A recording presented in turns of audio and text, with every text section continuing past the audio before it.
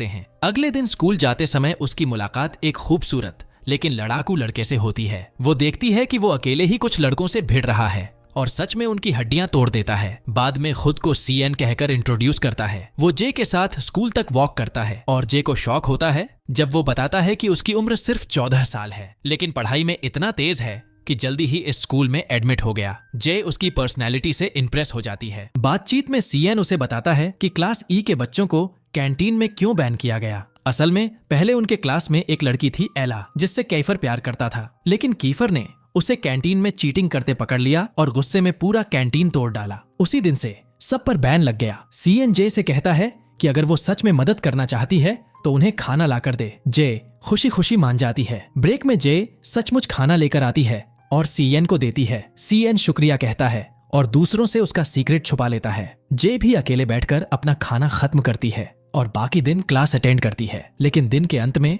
जब वो उठने लगती है तो उसे पता चलता है कि उसकी स्कर्ट कुर्सी से चिपकी हुई है। कीफर ने उसके सीट पर गोंद लगा दिया था। जे निकलने की कोशिश करती है लेकिन फंस जाती है और सारे लड़के हंसते हैं। आखिरकार वो सीएन और फेलिक्स से मदद मांगती है। मैं तुम्हें रोज खाना देती हूँ, अब मेरी मदद करो। दोनों मजबूरी में उसे खींचते हैं और उसकी स्कर्ट फट जाती है। जे शर्म से लाल हो जाती है। सीएन तुरंत अपना जैकेट उसे दे देता है ताकि वो ढक सके। वो उसे चेतावनी भी देता है, कीफर से बचकर रहना, अगर उसने तुझे टारगेट बना लिया तो चैन से रहने नहीं देगा। जे गुस्से से उबल रही होती है और सोचती है कि अब वो ये क्लास छोड़ देगी, लेकिन तभी उसे एहसास होता है कि ऐसा करने पर कीफर जीत जाएगा। वो सीधा स्कूल की पार्किंग में जाती है और सबके सामने कीफर को ललकारती है, सुनो कीफर, मैं यहाँ से जाने वाली नहीं हूँ, तुम्हारे जैसे बदमाश मुझे डरा नहीं सकते। इतना कहकर वो अपना जैकेट उसके मुंह पर फेंक देती है और कहती है, दुनिया से तूने क्या पाया, ले ये भी ले। पूरे क्लास के सामने कीफर चुप हो जाता है और सब शौक में उसे देखते रहते हैं। जे विजयी मुस्कान के साथ पार्किंग से निकल जाती है। कीफर अंदर से जलता है क्योंकि उसने उसे सबके सामने शर्मिंदा कर दिया।